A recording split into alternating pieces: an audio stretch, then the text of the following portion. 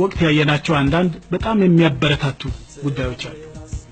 ፖሊሶቻችን የክልል ፖሊስም ሆነ የፌደራል ፖሊስ እንደዚሁም ደግሞ የአካባቢ ፖሊስ እና የጸጥታ ተቋማት በአጠቃላይ በዚህ ግጭት ውስጥ ወጣቱ በስሜት ገንፍሎ በሚመጣበት ጊዜ ያሳዩት ትዕግስት ያሳዩት ህዝባዊ አያያዝ አንዳንድ ጊዜ አንድ ምሳሌ ትላንት የሰማሁት ነበር። አንድ ወጣት በጣም ገንፍሎ መጥቶ መሳሪያ ተሸከመ እንደዚህ ያለ ፖሊስ መጥቶ በጥፊ ይመታል። ፖሊሱ ግድ የለም ለአሁኑ ተሸልፌያለሁ መሳሪያ ይዣለሁ ግን አልመታህም። ከዛ አጠገቡ ያሉ ህዝቦች ናቸው ያንን ልጅ ወስደው ገርፎ የላኩት። ይሄ ፖሊሳውን ቢተኩስብህ ማን ነው ጥፋተኛ የሚባለው? መሳሪያ የያዘ ሰው እያየ መጥቶ በጥፊ መምታት ማለት ምን ማለት ነው? ስሜት የሚቆሰቁሱ እንደዚህ አይነት ነገሮች እያሉ እንኳን የጸጥታ አካሎቻችን በተለይም የፖሊስ ኃይሎች አሁን በምሳሌ የቀረበው በጣም ትዕግስት የተሞላበት አያያዝ ነበር ሲይዙ የቆዩ።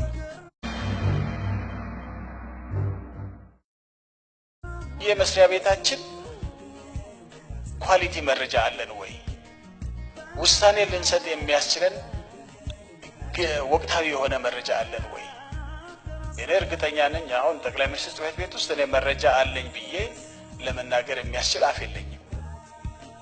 ሰዎች በተናገሩት ላይ ተመስርቼ ነው እየወሰንኩ ያለሁት እንጂ በጣም ወቅታዊ የሆነ ታች ያለችው መረጃ አግኝቼ በዛ መረጃ ላይ ተመስርቼ ውሳኔ እየሰጠሁ ነው ብዬ ለማለት አልችልም። እያንዳንዳችሁም እንደዛ እንደሆናችሁ እርግጠኛ ሆኜ መናገር ይችላል።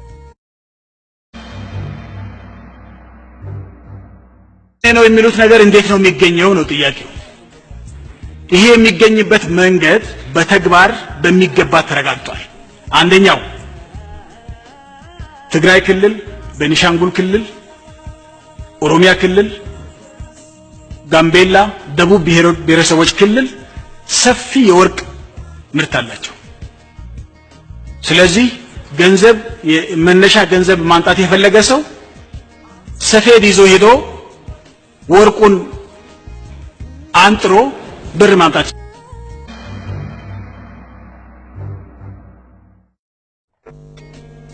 የተከበራችሁ የሀገራችን ህዝቦች፣ የተከበራችሁ በዘጠኙም የሀገራችን ክልሎች የምትገኙ ብሔሮችና ብሔረሰቦች፣ የተከበራችሁ የአዲስ አበባና የድሬዳዋ ከተማ ነዋሪዎች፣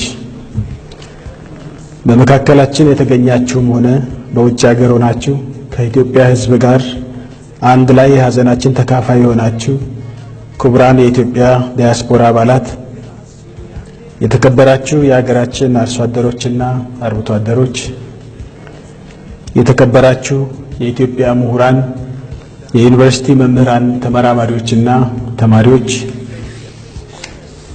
የተከበራችሁ የጎዳና ተዳዳሪ ወንድሞቻችንና እህቶቻችን፣ የተከበራችሁ የኢትዮጵያ ሴቶች፣ ህፃናት እና ወጣቶች፣ የተከበራችሁ አካል ጉዳተኞች፣ የተከበራችሁ አባት አርበኞችና ጡረተኞች፣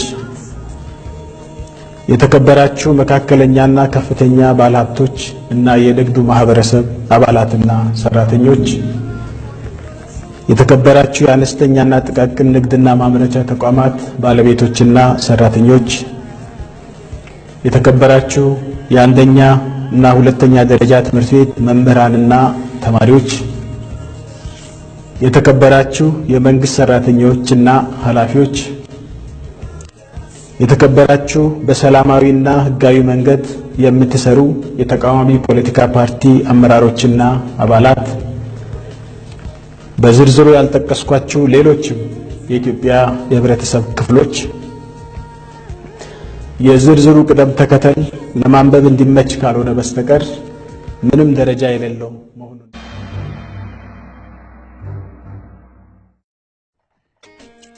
ሁለተኛውና ብዙ ሰዎችን የማያስማማው ጉዳይ የፖለቲካ እንቅስቃሴ የኢትዮጵያ ዜጎች እንቅስቃሴ ነው መሆን ያለበት የሚል መሰረታዊ መርህ ይዘን ነው የምንታገለው። አንዱ እዚህ ጋር ብዙ የሚያከራክረው 10% ከውጪ የተቀረውን 90% ከሀገር ውስጥ ነው ገንዘብ ጀነሬት የምታደርጉት የሚል ነው ህጉ። ይሄ ነው፣ ሌላ አዲስ ነገር የለው። አይ ሀገራዊ ተቋማት በፖለቲካ ስራ መስራት ካለባቸው ለልምድ ልውውጥ የሚሆን 10% ብቻ ነው። የኛ አስተሳሰብ ገንዘብ የሰጠው ሰው ጌታ ነው። ስለዚህ የኢትዮጵያ ፖለቲካ በዜጎቿ መሰራት አለበት ብለን እናምናለን እንጂ ገንዘብ ስለሰጠ የአሜሪካ ድርጅት ኢትዮጵያ ፖለቲካ ውስጥ አቦካለው ቢል አይቻልም። ባይዘወይ እዚህ ጋር ነው የሚመጣው። እንግዲህ የአድዋው የምኑ እዚህ ጋር ይመጣና ቋቅ ይላል። አይቻልም። እኛ ኢትዮጵያውያን ፖለቲካችንን ራሳችን መስራት አለብን። ሌሎች አፍሪካ ሀገሮች ላይ እንደምትጫወቱት አይነት ጫወታ ልትጫወቱ አትችሉም። ሲያስፈልጋችሁ ሪጅም ቼንጅ። የኢትዮጵያ ሕዝብ ሳይሆን ሪጅም ቼንጅ የሚያደርገው ገንዘብ ያለው ይመጣና የተወሰነ ቡድን ያደራጅና ቀለም አብዮት አደባባይ ላይ ያወጣና ቀለም አብዮት ውስጥ አጣብቀኝ የገባው መንግስት እጁን እንዲሰጥ ያደርግና መጨረሻ ላይ መንግስቱ እጅ ሰጥቷል የሚያስብለውን ሁኔታ ኢትዮጵያ ውስጥ አታዩትም። አባቶቻችንንም ይሄን አሳልፈው አልሰጡም፣ እኛም አንሰጥም። እኛ ድክመታችን ተጠብቀው አሳልፈን አንሰጥም። ኢትዮጵያውያን ናቸው የኢትዮጵያ ፖለቲካ መጫወት ያለባቸው። የውጭ ኃይል የሚያሽከረክረው ፖለቲካ ኢትዮጵያ ውስጥ አይኖርም ነው። ይሄ አይወደድም፣ በግልጽ ነው፣ አይወደድም ይሄ። ስለዚህ ቢቻላቸው ዛሬ ፈንግሎ ቢጥሉ አይጠሉም። ግን እንዴት ይፈንግሉ? ይሄን ጫወታ አብረን እንጫወታለን የሚለውን ሰው አሳለ ዝም ብለን ደግሞ አለ። ስለዚህ 10% ነው እንጂ የምታገኘው። ይሄንን ልምድ ልትለዋወጥ ትችላለህ። 90%ውን ራስህ ሰብስብ። ለምን? የኢትዮጵያ ኦርቶዶክስ ቤተክርስቲያን በዚህ አገር ውስጥ ይሄን የመሰለ ውብ ህንጻ የሰራው በፈረንጆች ገንዘብ አይደለም። አርኪቴክቸራልም በገንዘብ መጠኑ አምኛለሁ ብሎ ያመነ ሰው ባዋጣው ነው የሰራው። ፖለቲካ ልትሰራ ከሆነ አሳምን። ልክ ሰው ለእምነቱ ቤተክርስቲያን እንደሚሰራ ሁሉ አሳምን። ገንዘብ እጥረት አይደለም ኢትዮጵያ ውስጥ ያለው የእምነት እጥረት። ገንዘብ እጥረት ቢሆን ኖሮ በየከተማው ይሄን ያክል ቤተክርስቲያን ውብ የሆነ ቤተክርስቲያን ውድ የሆነ ቤተክርስቲያን አይሰራም። ይሄ ህዝብ ነው ፖለቲካ እንድትራመድለት የምትፈልገው ህዝብ ይሄ ህዝብ ነው።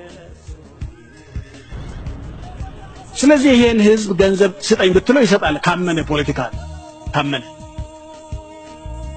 ስለዚህ በፈረንጅ ገንዘብ የምትሄድበት መንገድ አይኖርም። 10% ልምድ ተለዋወጥ፣ ግድ የለም። እኛም የዶላር ችግር አለብን። 10%ን ውሰድ።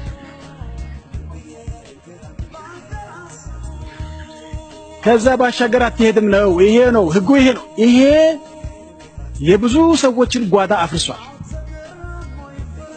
የማይጠየቅ ገንዘብ የሚመጣውን አስቀርቷል። በእኛ ፖለቲካ ውስጥ እጃቸውን አስገብቶ ለማቡካት የፈለጉ ሰዎችን እጃቸውን ቆርጧል።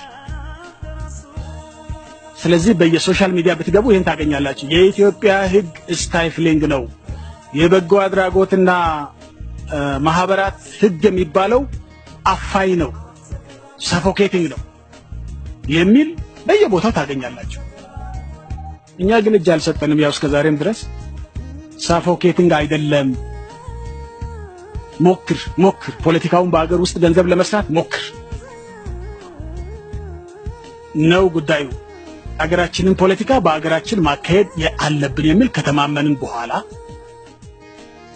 በዚህ ፖለቲካ ውስጥ ሌሎች እጃቸውን እንዳይከቱ ለማድረግ እቺን መንገድ ብንከተል ይሻላል የሚል አማራጭ አምጡ። ይሄ አማራጭ ከመጣ ለመነጋገር ዝግጁ ነን።